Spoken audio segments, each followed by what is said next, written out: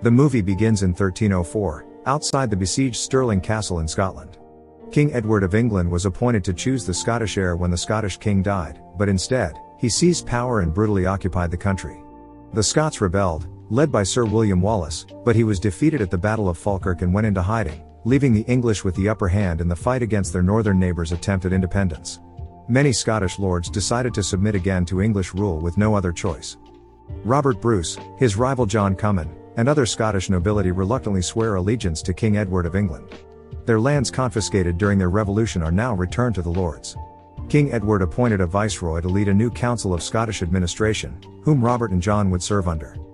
As the noblemen begin to depart, Robert is challenged to a friendly duel by the English king's son, Edward II, whom he half-heartedly fights. The duel is stopped when the prince is summoned by his father to answer the petitioner's requests. When one Scotsman, James Douglas, petitions the king to return his family's lands and titles, Edward I refuses because his father was a traitor. All are then invited to watch as Edward I seals the treaty with the Scots by launching Greek fire at the nearby castle and telling his commanders to accept the fortress's surrender. During the evening feast, the king gives Robert the hand of Elizabeth de Burgh, an Irish noblewoman whose father is a close friend and ally to Edward I. With Robert Sr.'s encouragement, Robert half-heartedly accepts. His father tells him that having the king's favor is essential, and he believes that he will eventually be offered the crown as promised by the king. Back home, Robert and his father deal with the realities of their submission, and Elizabeth soon arrives. They are introduced to each by the prince, and she warmly greets Robert's daughter, Marjorie, who introduces her to Jessie, her dog. Soon after, they are officially married, but Robert respectfully delays the consummation. As the months go by, Elizabeth slowly begins to warm up to Robert and Marjorie while the strain of England's rule takes its toll on the common folk, as they must compensate for the rebellion. The king's men arrive to find men who can fight, as they are obliged by their agreement with him. A soldier grabs a young boy as his mother protests that he is yet of age to fight. Elizabeth uses her title to stop them from taking the young boy. One night, Robert's father recounted stories from his youth when he fought alongside King Edward in the Crusades and, despite believing him to be a friend, ultimately regrets trusting him. Robert's father then passes away shortly afterward, making him the new Lord of Annandale. Sometime later, in 1305, Robert and his men travel to the border city of Berwick to deliver taxes owed to England. After doing so, Robert and his men are swept up in a mob who've gathered in the marketplace to view the arm of William Wallace, having finally been caught and hanged, drawn, and quartered. Violence erupts as the people begin to shout and threaten the English soldiers. Robert watches in horror as the English begin cutting down Scottish commoners, trying to defend themselves. Returning to his home, Robert tells his brothers the news of Wallace's execution and his renewed desire to cast off English rule again. They agree, and so does Elizabeth, who had eavesdropped in their conversation. Soon, Robert meets Comyn in a church to try and get his support, but the two exchange tense words. When Comyn shares his intention of informing King Edward of his plans, Robert draws Comyn's knife from his belt and stabs him in the neck, killing him at the altar. Afterward, Robert confesses the murder to the Scottish clergy, who offer him a pardon if he supports the Catholic Church in Scotland. They will help him as King of Scotland and lead the country against the English. Robert accepts the offer and will be crowned king in the village of Scone. In England, Edward I receives word of Comyn's murder and Robert's crowning, infuriating him. Prince Edward II pleads with his father to let him prove himself by killing or capturing Robert, and the king reluctantly agrees. Meanwhile, Robert decides to call together the Scottish nobles and make his case for a second attempt at independence. While some nobles side with him, Comyn's supporters refuse. On their way to Scone, Robert encounters James Douglas, who pledges his service to Robert in exchange for the promise that his family's lands and titles will be returned to him. While King Edward knights hundreds of men to accompany his son, ordering them to ride under the dragon's banner, Robert is crowned King of Scots. Later, Robert meets in the field with De Valence, brother-in-law to Comyn, who tries to move against Robert before the prince arrives. To avoid bloodshed, he challenges De Valence to single combat, who accepts but delays the duel a day, as it is Sunday. That night, the Scots celebrate and prepare themselves for battle in a nearby forest. After Robert and Elizabeth share a quiet moment, they passionately consummate their marriage. Afterward, they put Marjorie to bed. Robert makes Elizabeth promise that no matter what happens to him, she will protect his daughter. Hearing strange noises outside their tent, Robert investigates, and volleys of fire arrows rain down on the Scottish camp. To their agreement, moved his forces into range and attacked under darkness. As the English continue their attack, Robert entrusts his brother Neil to escort Elizabeth and Marjorie to Kildrummy Castle and seek refuge with Lord Fraser, a friend and ally. Despite fierce resistance, Robert has escaped the inevitable defeat and runs with only about 50 of his men still alive. Beaten, bloodied, and desperate, Robert and his men aimlessly wander the Scottish countryside, eventually deciding to make for the home islands of one of his allies, Angus MacDonald, hoping to replenish his forces. Along the way, John MacDougall encounters them, bitter about the murder of his cousin Cummin, but allows them to pass by unharmed. Elsewhere, Neil brings Elizabeth and Marjorie to Lord Fraser's castle, finding some rest from the quickly deteriorating situation Robert's crowning has created. When Robert and his men come to a river, they attempt to cross, only to be ambushed by the MacDougalls. In the skirmish, Robert's brother, Alexander, is impaled by a spear, and his body is left behind as the outlaw king's forces dwindle further.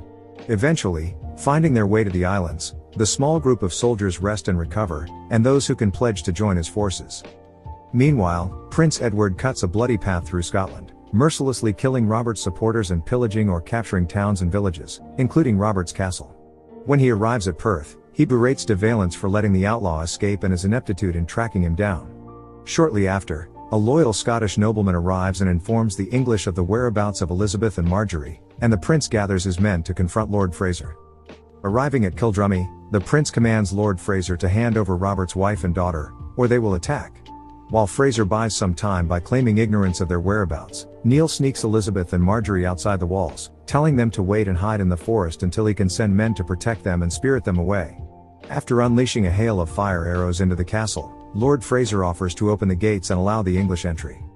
When both Neil and Lord Fraser continue to claim that Elizabeth and Marjorie are not there, Prince Edward signals his men to approach to show that they've already captured them. Unhappy with their defiance, the prince orders Neil to be hanged from the castle gates and is subsequently disemboweled in front of Elizabeth and Marjorie. He slits Lord Fraser's throat and orders Robert's wife and daughter to be returned to England as hostages. On the island, Robert is informed of Neil's execution and his family's capture. With the desire for revenge burning, the outlaw king returns to the mainland. He continues to gather resources and allies, eventually concluding that fighting the English head-on will only result in defeat as his forces are still dwarfed by their enemy. The Scots decided to launch a campaign of guerrilla warfare, striking English fortifications in small groups and taking the enemy by surprise. After defeating the garrison at his castle and setting it ablaze, Robert allows James Douglas to take a handful of men to do the same. Soon, Douglas infiltrates his family's castle on Palm Sunday. During Mass, when most of the English garrison is praying inside the church, he repeatedly veils himself and chants Douglas. As his men brutally kill their enemies and set fire to the castle before gathering supporters for his cause and rejoining Robert. Meanwhile, King Edward I continues to become increasingly aware of his frailty and failing health. In England, Marjorie is taken away by a nun to serve as a glorified hostage at a convent. At the same time, Elizabeth's parents are brought to her and with her. Prince Edward II attempts to convince her to sign a document that forsakes Robert, annuls their marriage, and pardons her for her crimes against the crown. When Elizabeth refuses to sign it and laughs at the prince for his continued inability to capture her husband, she's thrown in a metal cage and suspended over the walls. When he receives word of another raid by Robert's forces, King Edward becomes angered. He decides to muster his army and lead them into Scotland himself, intent on personally ending the rebellion as he had when he defeated William Wallace at Falkirk almost a decade prior. On the march, King Edward I faints and, on his deathbed, instructs his son to boil his body and carry his bones to every battle he fights against the Scottish.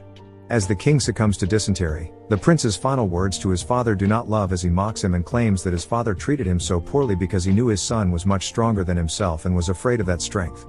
Before leaving his dead father's tent, Edward II instructs his men to bury the late king's body there and now, despite his last request. As the English draw closer and closer, Robert decides to finally meet them in a pitched battle rather than continue to run and hide. Despite his men's uncertainty, they choose to put their faith in their king and go about preparations, choosing a swampy battlefield to meet the English on and constructing large ditches filled with sharpened stakes to surprise the English heavy cavalry. Later, James Douglas is tasked with intercepting the prince and offering them battle at the designated spot.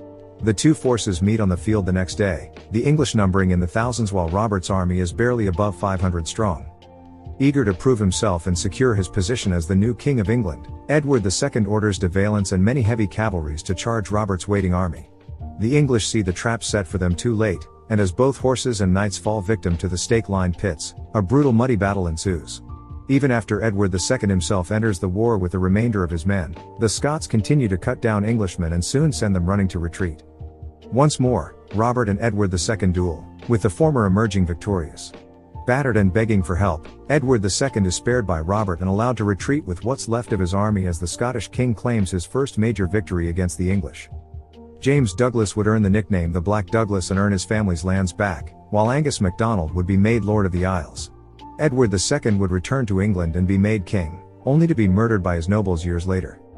The movie ends as Elizabeth is eventually set free in a prisoner exchange and rejoins Robert and Marjorie, and 300 years later, one of Robert's descendants, James VI, would be crowned King of Scotland and England.